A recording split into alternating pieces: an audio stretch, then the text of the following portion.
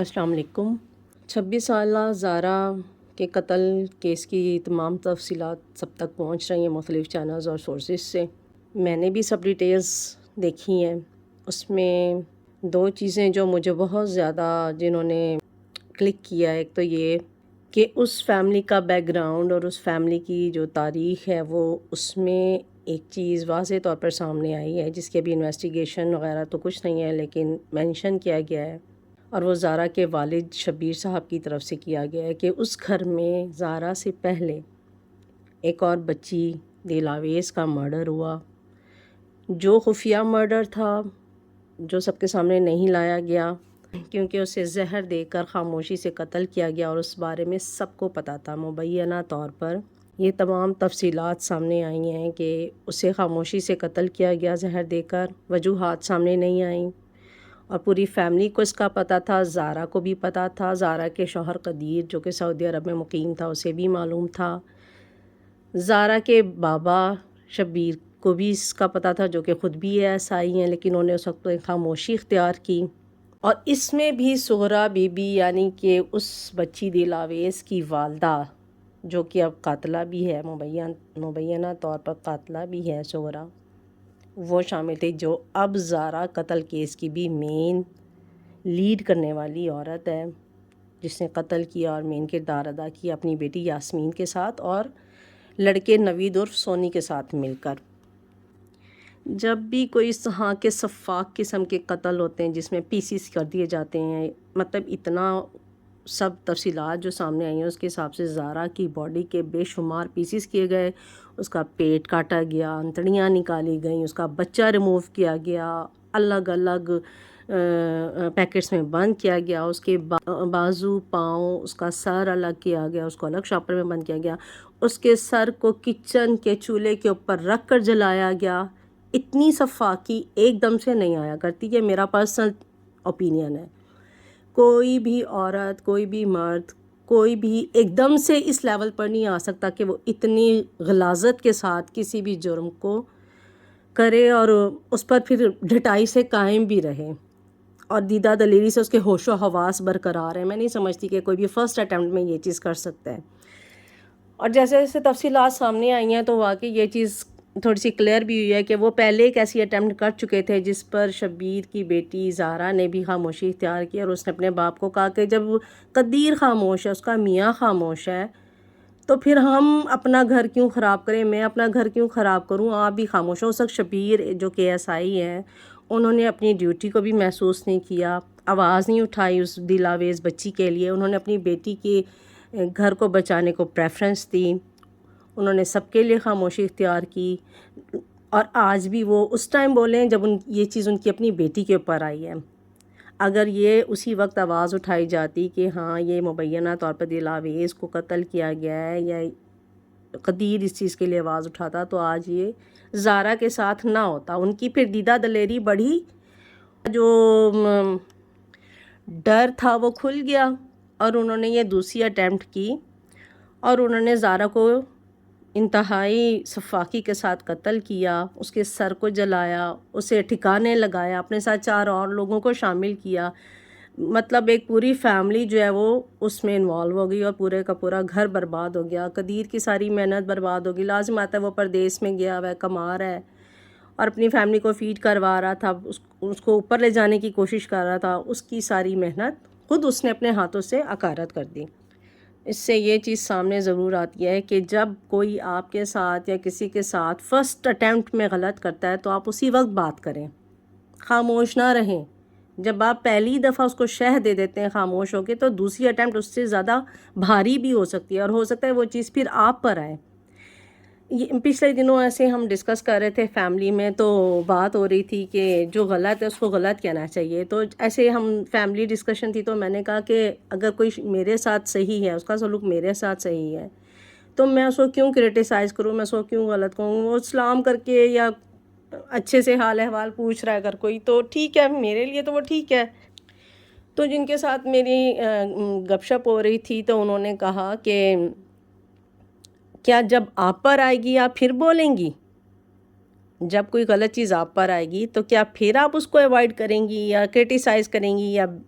Side پر منہ پھیریں گی یا اس کو ایوائڈ کریں گی؟ تو میں نے دل میں سوچا کہ واقعی یہ بات ٹھیک ہے کہ ضروری نہیں ہے کہ آپ کے ساتھ اگر کوئی صحیح ہے تو آپ اس کو اس کے ساتھ اچھا سلوک کریں یا کیا، اس کو سمجھائیں، اور سب کچھ ہونے کے بعد بھی اگر وہ ایٹ دا اینڈ اپنی روش اختیار کیے ہوئے اور نہیں چھوڑا،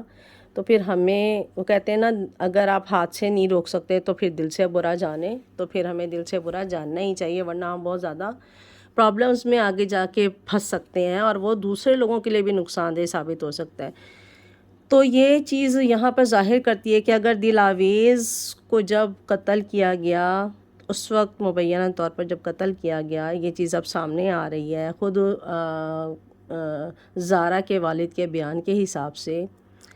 تو اسی وقت آواز اٹھانی چاہیے تھی۔ اور ابھی بھی دیکھتے ہیں کہ اس کو لے کر قبر کشائی کی جاتی ہے یا نہیں کی جاتی، آیا اس کیس کو دوبارہ سے ہائی لائٹ کیا جاتا ہے یا نہیں کیا جاتا۔ اب یہ بھی ڈیپینڈ کرتا ہے، کیونکہ قدیر ہی مدعی بن سکتا ہے ایز اے برادر، یا کوئی اور سسٹر جو ہے وہ مدعی بن کر اس کیس کو دوبارہ سے اوپن کر سکتے ہیں۔ اچھا، دوسری اہم امپورٹنٹ چیز جو مجھے بہت زیادہ اچھی لگی سارے کیس میں، کہ ویسے تو یہ نوید عرف سونی جو ہے، سغرا ہے، یاسمین ہے، ان کے اوپر 302 کا مقدمہ چلے گا کیونکہ یہ مین مرڈر کے ملزم ہے، لیکن ایک اور 311 دفعہ کا اطلاق کیا گیا ہے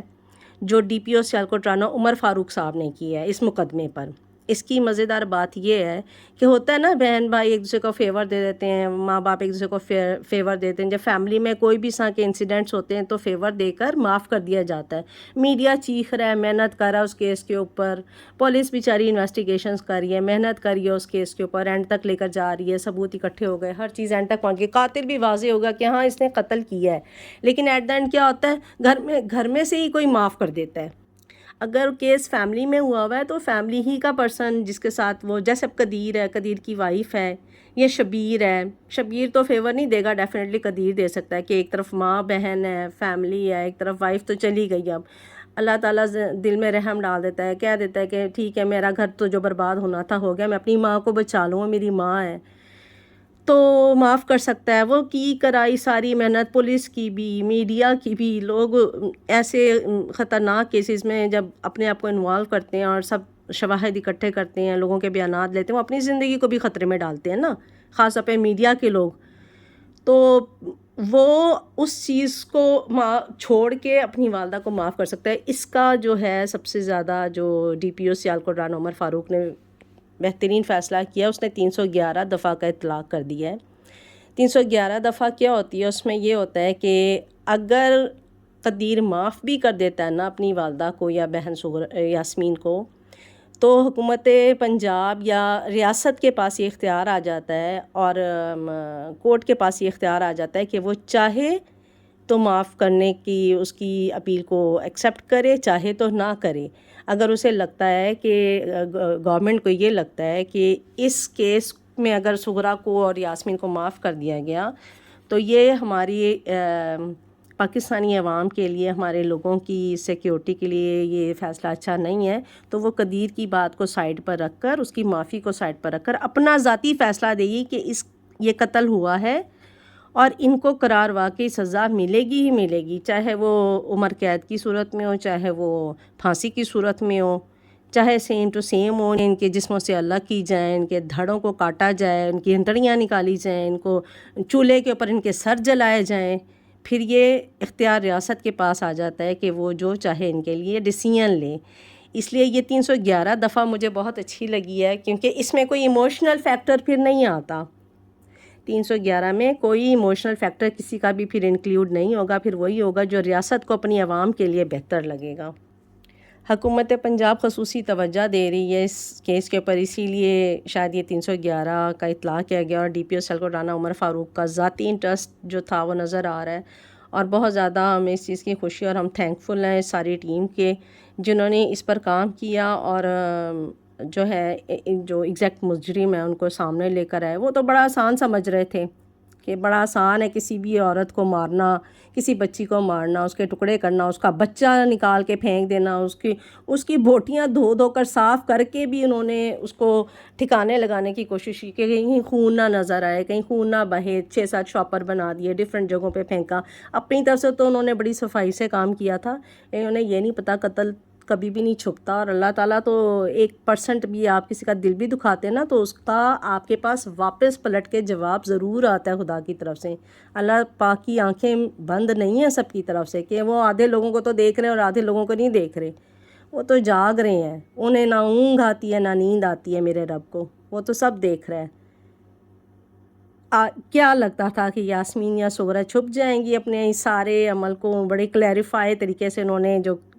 کیا مرڈر کو، تو وہ بچ جائیں گی؟ یہ سب غلط فہمی ہے، ایسا کبھی بھی نہیں ہوتا۔ ہاں ہماری اس سے ہمیں یہ لیسن بھی ملتا ہے کہ ہماری پاکستان میں جو ہماری مینٹل لیول ہے، ہماری سائیکولوجیکلی کنڈیشنز ہیں، ہماری ذہنی سوچ جو ہے گھریلو لیول پر، فیملی لیول پر بہت نیچے چلی گئی ہے۔ مجھے لگتا ہے کہ ہم اپنے فیملی کو کم فوکس کرتے ہیں، دوستیوں کو زیادہ فوکس کرتے ہیں، اپنے بچوں کو کم ٹائم دیتے ہیں، اپنے پیرنٹس کو کم ٹائم دیتے ہیں، ہمارا جو ٹی ٹائم ہے وہ ختم ہو گیا ہے۔ اگر ہم اپنی جو پچھلی ہماری روایات تھیں مل بیٹھنے کی، وہ اگر ہم واپس لے آئیں، معافی کا ایک فیکٹر اللہ تعالیٰ نے رکھا ہوا ہے، اگر ہم اس معافی کا استعمال کریں اور دل سے ہر ایک کو معاف کریں، ان کی چھوٹی چھوٹی کوتاہیوں کو، اور سوچیں کہ دا پیسج آف ٹائم ہر چیز بہتری کی طرف ہی جاتی ہے، ہر بندہ اپنی جگہ ٹھیک ہے، دوسروں کے مسائل کو سمجھیں، فیملی کو اہمیت دیں، وائف کو اہمیت دیں، ماں کو اپنی جگہ اہمیت دیں، بہن بھائیوں کو اپنی جگہ دیں۔ میرا خیال ہے اس میں ہماری سوسائٹی میں بہتری آ سکتی ہے، اور اس طرح کے مرڈرز کی جو ریشو ہے وہ کم ہو سکتی ہے، اور یہ گورنمنٹ یا پولیس نہیں کر سکتی۔ یہ ایک فضول سوچ ہے کہ جی پولیس نے یہ نہیں کیا، پولیس نے وہ نہیں، پولیس ہر گھر میں تو نہیں پہنچ سکتی نا، انڈیویجولی بھی کچھ ہماری ذمہ داریاں، ہم ہر چیز پولیس اور گورنمنٹ پر تھوپ دیتے ہیں کہ جی انہوں نے یہ نہیں کیا، وہ اس کو نہیں پکڑتے، وہ اس کو نہیں پکڑتے۔ بھائی اگر آپ کے گھر میں آپ بد اخلاقیاں ایک دوسرے سے کر رہے ہیں، لڑائی کر رہے ہیں، آپ کے سوشل ایشوز ہیں، آپ کی وراثت کے مسئلے ہیں، آپ کے ساس بہوؤں کے جھگڑے ہیں، وہ بڑھتے بڑھتے اس لیول تک چلے جاتے کہ اندر ہی اندر آپ کے اندر کیا پل رہا ہے کسی کو پتہ ہی نہیں چلتا، تو وہ آ کے پولیس تو ٹھیک کرنے والی نہیں ہے، گورنمنٹ تو ٹھیک کرنے والی نہیں ہے، وہاں تو آپ کی انڈیویجول ذمہ داری بنتی ہے، آپ کے پیرنٹس کی، آپ کی اپنی ذاتی، ہر ایک کا ایک کریکٹر ہے، شوہر کا اپنا رول ہے، وائف کا اپنا رول ہے، ساس کا اپنا رول ہے، ماں کا اپنا رول ہے، آپ اپنے رولز ادا کریں۔ وہاں پولیس کیا کر سکتی ہے؟ پولیس کو تو جب پتہ چلتا ہے جب اندر ہی اندر آپ مار کاٹ پیٹ دیتی ہیں، سارا کچھ کر کے تو پھر شور ڈالتے ہیں کہ ہائے میری فلاں رشتہ دار کو قتل کر دیا، تو میری فلاں رشتہ دار کو قتل کر دیا گیا۔ تو پھر پولیس کا کام تو صرف سزا دینا ہے، پولیس کا کام آپ کی فیملی میں بہتری لانا نہیں ہے۔ تو اپنی فیملیز پر فوکس کریں، ان کو ٹائم دیں، ان کی ایکٹیویٹیز کو بڑھائیں، ان کی جو ہیلتھی ایکٹیویٹیز ہیں ان میں ان کو سپورٹ کریں، اور پیچھے لانے کی بجائے ان کو آگے لے جانے کی کوشش کریں۔ آل دی بیسٹ۔